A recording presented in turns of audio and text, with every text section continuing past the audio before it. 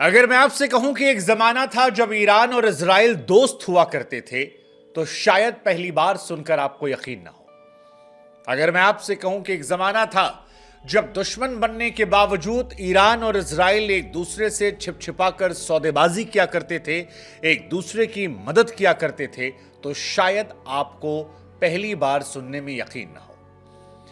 लेकिन सवाल यह है कि वो जो एक दूसरे के दोस्त हुआ करते थे, वो एक दूसरे के जानी दुश्मन कैसे बन गए। ईरान, खबर आ रही है कि अगले 48 घंटों में इजराइल पर हमला कर सकता है।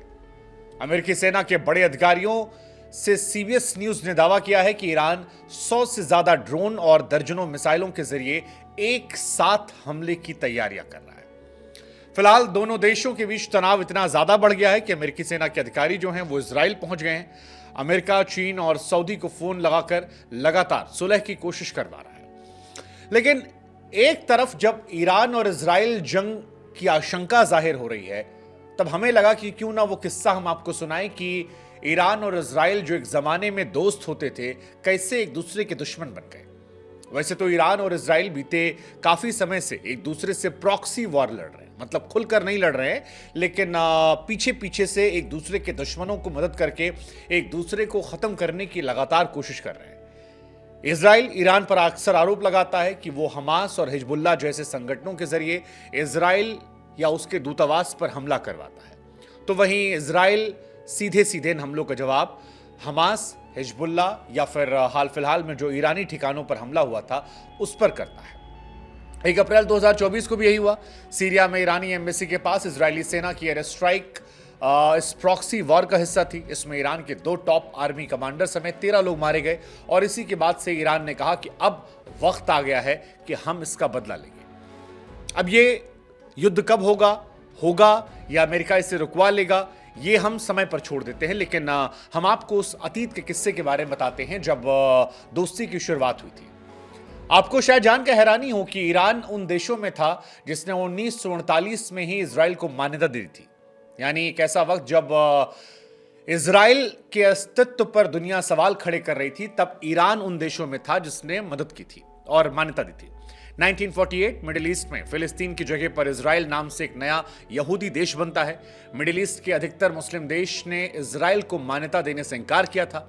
उस वक्त टर्की के बाद ईरान दूसरा मुस्लिम राष्ट्र था जिसने 1948 में उसे कंट्री के तौर पर एक्सेप्ट कर लिया था। कहा जाता है कि ईरान और इजराइल खुलकर दोस्ती का इजहार तो नहीं करते थे, लेकिन पर्दे के पीछे से एक दूसरे के बड़े करीबी रहते थे। दोनों में नजदीकियां तब और बढ़ गईं जब अमेरिका खुफिया ऑपरेशन ने ईरान में अपनी कठपुतली सरकार को बनवा दिया था। अब ईरान में जब अमेरिका की सरकार बनी तो फिर इजराइल से संबंध और बेहतर होते चले गए। एक वक्त तो ऐसा था जब सत्ता के दौरान इजराइल मेन सप्लायर था ईरान में। इस दौरान अरब देश इजराइल से कोई संबंध नहीं रखते थे। मिडिल ईस्ट में इजराइल और टर्की के बाद ईरान तीसरा ऐसा देश था जहां पर यहूदियों की तादाद सबसे ज्यादा हुआ करती थी और तकरीबन 1 लाख यहूदी ऐसे थे जो उस दौर में ईरान में रहा करते थे। अल जजीरा के मुताबिक इन दोनों के संबंध इतने अच्छे थे कि ईरान की खुफिया एजेंसी सावाक को उस दौर में इजरायली खुफिया एजेंसी मोसाद से बाकायदा ट्रेनिंग मिलती थी और इनके लड़ाके यहीं से तैयार होते थे। फिर इजराइल और ईरान के बीच दुश्मनी कैसे शुरू हुई, ये अपने आप में एक बड़ा सवाल है और इस सवाल का जवाब है 1979 की इस्लामिक क्रांति।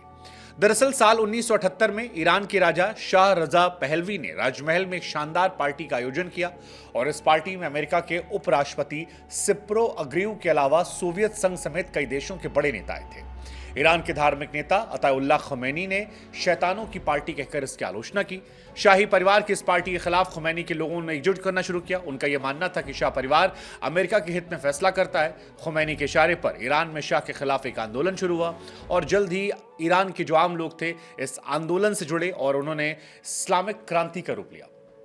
दिलचस्प बात यह थी कि जिस खुमैनी ने शाह परिवार के खिलाफ इतना बड़ा आंदोलन शुरू किया था वो खुद ईरान में नहीं थे। 1964 में ईरान को मुस्लिम राष्ट्र बनाने की मांग शाह ने खुमैनी की देश छोड़ने का आदेश दिया था। इसी वजह से इस्लामिक क्रांति की शुरुआत उन्होंने इराक में रहकर की थी।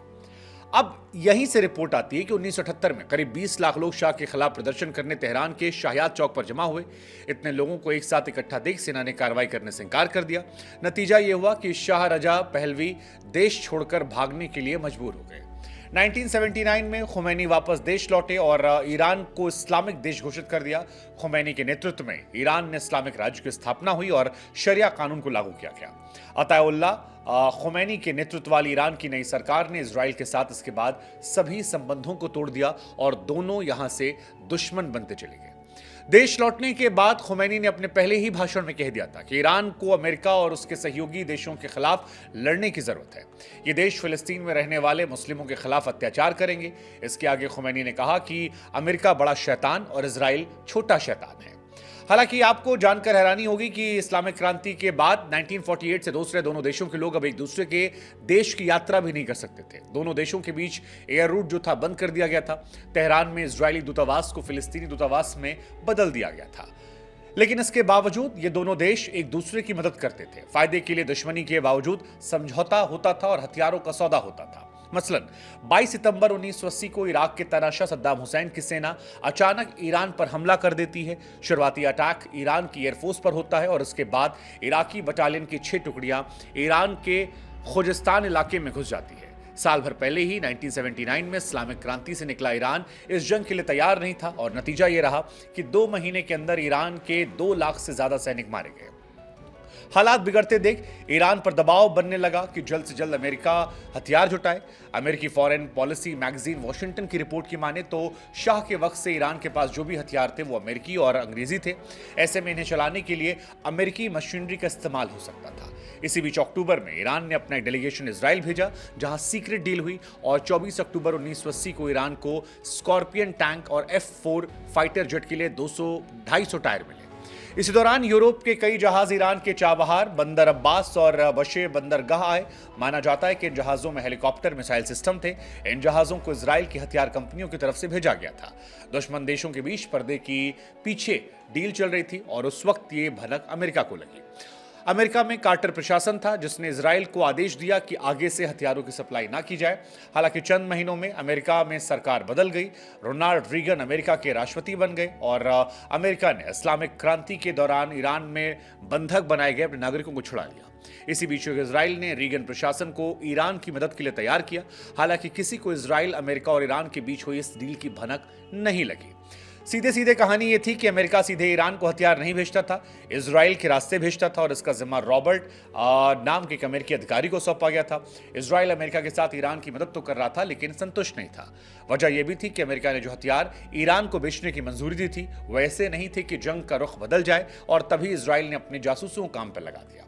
अब आपके मन में सवाल होगा कि ईरान की मदद करके इजराइल को क्या मिला उस दौर में। तो इराक से जंग के दौरान इजराइल ने ईरान की मदद क्यों की, इसको लेकर कई थ्योरी है और 2 थ्योरी हम आपको बताते हैं। एक थ्योरी यह है कि इजराइल दुनिया भर में हथियार बेचना चाहता था और वेपन इंडस्ट्री के लिए एक बड़ा मार्केट उसे मिल गया। 1979 के बाद संबंधों में खटास थी लेकिन एक वो ईरान से संबंध बेहतर करना चाह रहा था और दूसरा अपने वेपन सिस्टम को वो बड़ा करना चाह रहा था। सद्दाम हुसैन की अगुवाई में इस दौर में इराक उग्र हो रहा था। खबरें आई थीं कि इराक परमाणु हथियार हासिल करने की फिराक में है। ऐसे में इजराइल ने सद्दाम को काउंटर करने के लिए भी उस दौर में ईरान का सहारा लिया। हालांकि इराक से जंग के बाद ईरान ने भी परमाणु हथियार हासिल करने पर काम शुरू कर दिया और इसका खुलासा 2002 में हुआ जब से अमेरिका इसका विरोध कर रहा है। इजराइल भी अमेरिका को खतरे के तौर पर देखने लगा, ईरान को खतरे के तौर पर देखने लगा, माफ कीजिए। और ईरान जो है वो अमेरिका और इजराइल दोनों को रह रहकर अक्सर कोसता नजर आता है। इजराइल किसी कीमत पर नहीं चाहता कि मिडिल ईस्ट के किसी भी देश के पास परमाणु हथियार हो और तभी से इन दोनों देशों के रिश्ते खराब हैं और 2 दोस्त कट्टर दुश्मन में बदल गए हैं जो शायद वर्ल्ड वॉर 3 में भी तब्दील हो सकते हैं। लेकिन ये दुनिया की कहानी है। इजराइल और ईरान की दोस्त से दुश्मन बनने की कहानी आपको कैसी लगी हमें कमेंट सेक्शन में बताइएगा और ऐसे तमाम किस्सों के लिए आप हमारे साथ न्यूज़ बुक पर जुड़े रहिएगा।